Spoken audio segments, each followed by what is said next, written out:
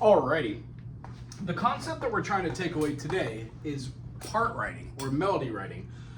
The idea that we worked on before is we pick a key, let's say the key of C major, and when we play our first chord, second chord, third chord, fourth, fifth, sixth, seventh, and then our one, we're defining our chords.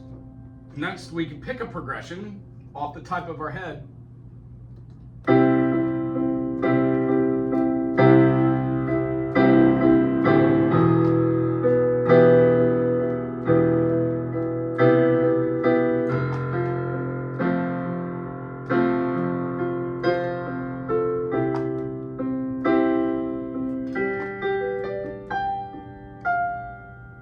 That's what I was feeling for that cadence. I used a one chord, C major, went down to my lower octave range and went a compound octave down to the lower end, walked it up a compound octave to an E minor, and I switched my root position C major to that chord by moving one finger to accomplish. Played our compound octave E's all the way up, and then went to an F major with a C3, C2 in the bass, C3, F major in root position, and then I changed it to an inversion.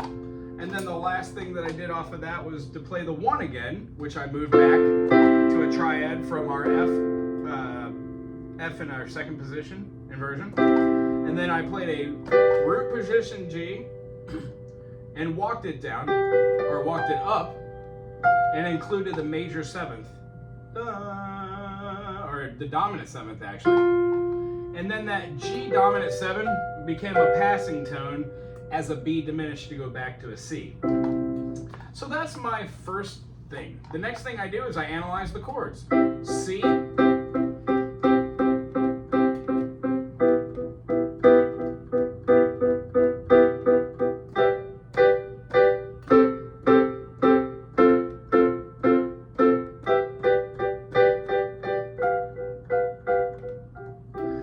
it's too busy going up here to the F and the G, so I'm going to bring those back into second inversion.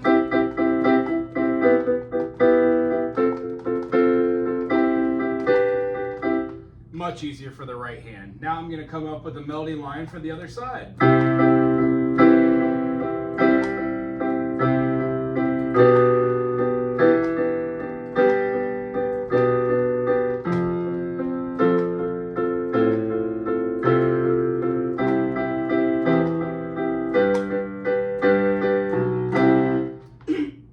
Divided amongst the 1, 3, 5. If you're seeing it through the eyes of E minor, we're just playing the B. So we've got our E, G, B. So we've got our 5, 1, 3. The next chord we go to is our F major. And we had a 1, 3, 5. And then when we went to the C major, we played our 1, 1, 3, 5, 1 to our G major. 1, 3, 5, 7, and then back into our 1. So that is how we would write a small part moving. At this point, if you can play both of those in rhythm, now it's time for us to move on to the, I can't play it in rhythm.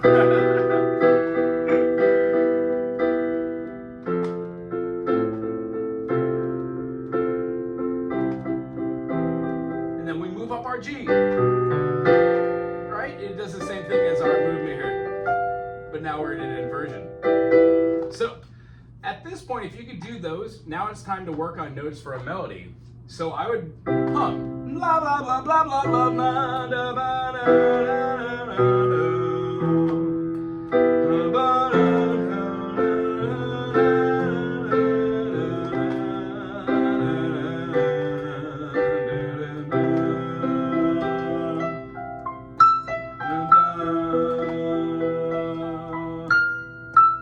So here's where I was at.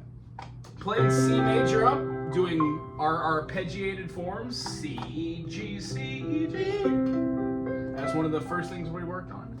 The next time when we go to the E minor, no matter where we're at, we can work up our arpeggios. Or we could actually just do our E,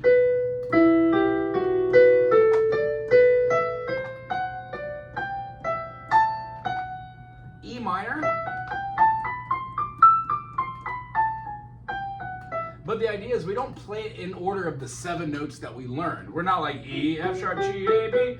We take those and dissect them. What you just saw me do was doing an E, G, F sharp, A, G, B. A melody might derive from there.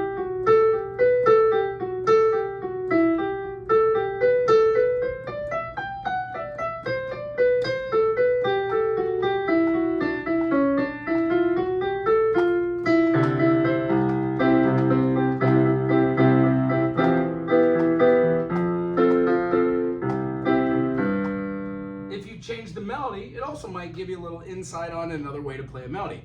So, not the deluge. Arpeggios.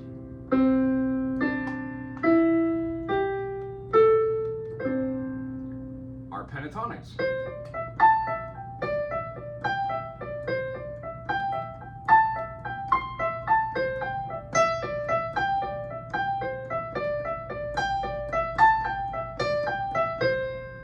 Those work great for melody builders.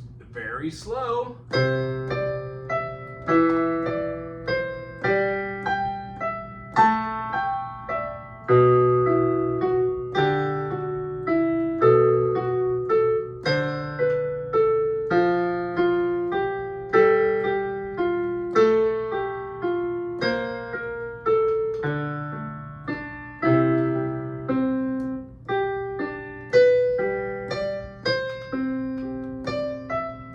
You can move through these melodies slowly, then you can do them fast.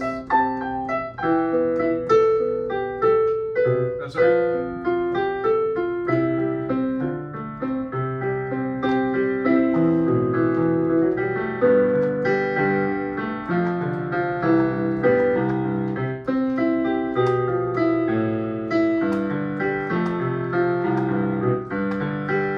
And then you start combining different ideas. Like that one, I hit a wrong note, so I worked the C major all the way down to the 1 and then back to the 5. Just like playing bass, if you could find your way back to the 1 on the root, you're pretty much golden. Concept today is write a small chord, keep one hand going,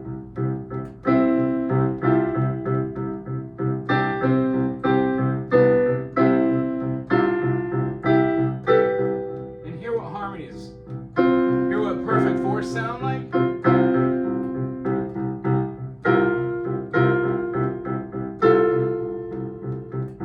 And what your inversions sound like.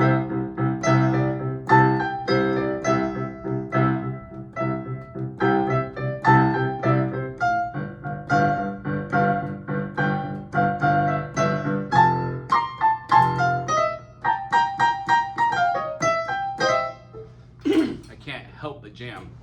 Write a little ditty, start getting both of those hands to work together. If you need help and examples with exercises, ask and I'll put one down in a video for you. But the concept behind this is I want you to come up with your own awesome phrasings.